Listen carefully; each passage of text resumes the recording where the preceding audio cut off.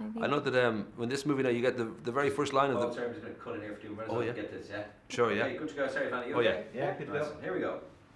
You get the very first line of the very last movie. I think it's beautiful here. It's just this moment of stepping thrilled with in. that, yeah. I was thinking that I don't know whether you were always sort of aware throughout the entire movie, perhaps, that there's just the weight of like saying goodbye and the weight of expectation that the audience are going to have, and that sense of this is the final, big finale that you've got to sort of deliver.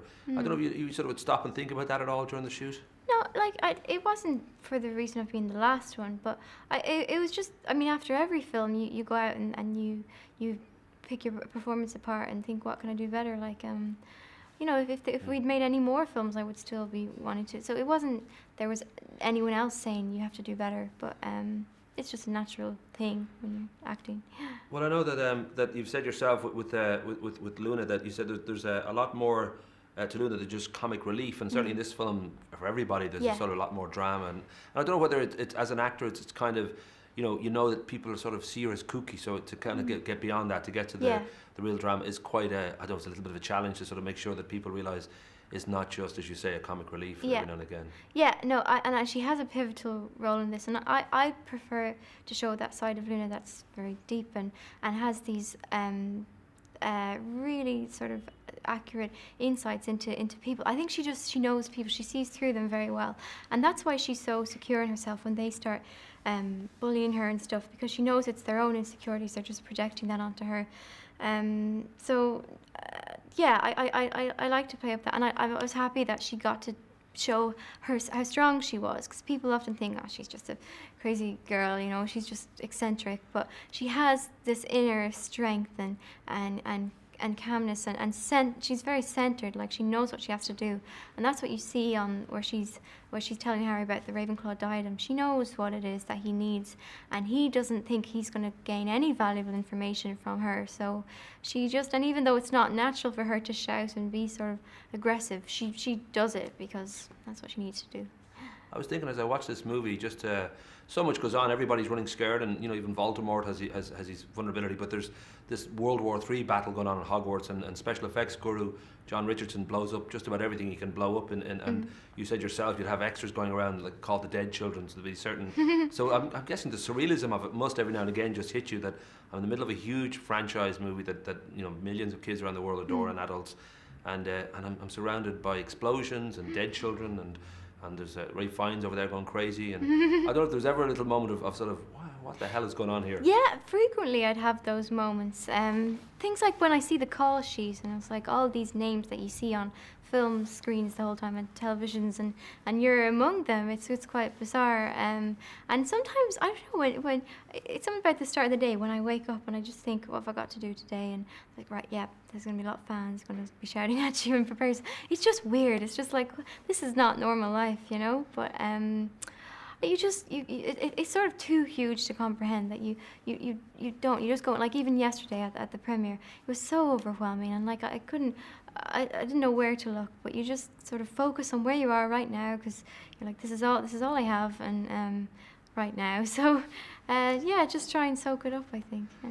I know that famously people will know that way down in Little Term and Feckin, that you were writing letters to J. Kane. She was wonderful. She helped you through problems when you were young, and then at 14 you get cast as Luna, and now you'll be, in August 16th, you'll be 20, so a huge chunk of your kind of those developing years that everybody kind of learns who they are and stuff like that, you've spent with Harry Potter and that world. And I don't know whether you feel that it's actually advantageous that you skipped what could be, it's a dark time for some kids and it's a great time for others, or whether a part of you thinks, oh, well, I've some catching up to do. I don't know how you sort of view that sort of... No, I came on at a perfect age, I think. If I'd come on any sooner, I think the whole media attention would have really messed me up, would have messed with my mind, because I think I came to that stage, when you're young and you start to become very conscious of yourself, and you start to realize that you're different to other people, or that you don't fit in.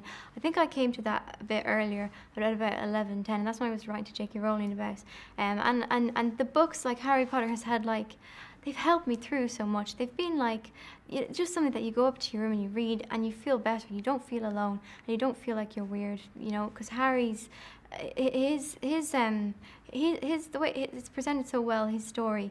I think it's like everyone relates to Harry. He's sort of every man, and And that's why I think Dan does such a fantastic job. It's so hard to play Harry when everyone relates to him and everyone sees themselves in him a bit. So no, I'm glad that I came on when I did. I think I was ready for the challenge. I think it was hard at first to get used to being in this huge franchise and being seen as like an actress, you know, that was difficult, but I was definitely ready for it. And J.K. Rowling and all the producers, they all helped me through it just so well, so kind.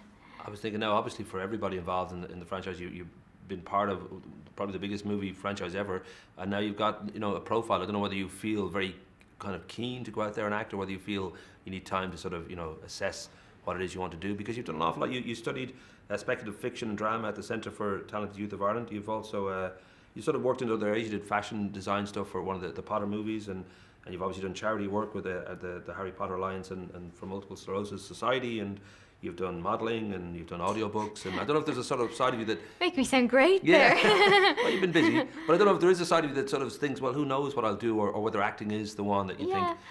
Well, there is that, but I also think that I can find that out through acting. I think no one really knows at this age, but I just love... I didn't expect to. I always, when I was younger, I kind of thought acting is, how's it a job? You know, you're just being another person. But it is sort of taxing emotionally, because and I think it's really great when you're young, because you can get so obsessed with this thing of, where am I meant to be in life, what's my purpose, what is in store, and that you just think you're the only person in the world, and you think your problems are the biggest problems in the world, and then when you go and play someone else and their problems suddenly become as important to you, well, you make them become very important to you, and it just stretches your mind. It's like everyone is going on, things are going on, people are dying at the moment, everything is happening in the world, and it just it makes you feel that you can deal with things.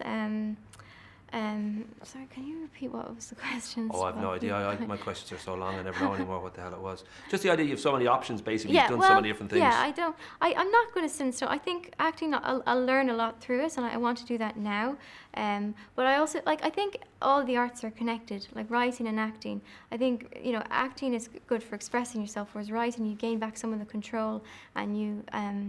I'd love to. I think I would be disappointed if I didn't write at some stage in my life, because everyone has a unique experience. It doesn't, whether it's through your culture or through, your position in a family or your social status, you all have something new to impart. And like my thing is being young and being in a film and being Irish, you all have something to tell. So I would be disappointed if I didn't, not now. I think I'm too young to be saying anything very profound now. But when I'm older, I definitely would like to write, and at the moment focus on acting.